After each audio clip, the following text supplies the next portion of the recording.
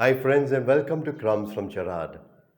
Do you ever feel in your spiritual life that you're in a kind of spiritual lockdown? Nothing seems to be happening.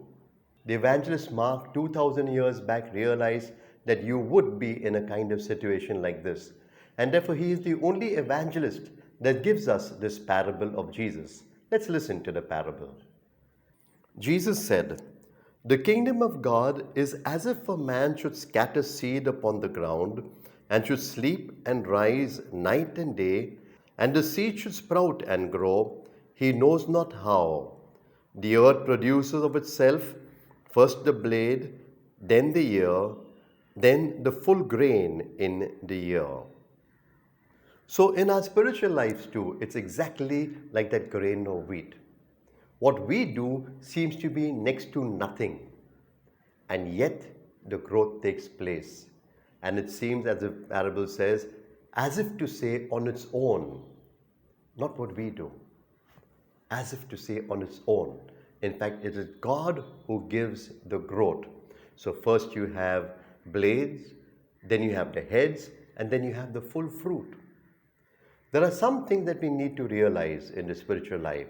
So, the first thing I said is we actually do next to nothing. Then there are at least three rules. The first rule is growth is imperceptible. You won't see it. In fact, other people might notice it, but we ourselves might not even realize that we're growing in the spiritual life. The second thing is growth is constant, daily, every day, gradually you'll be growing in the spiritual life. And the third is the fruit will be inevitable.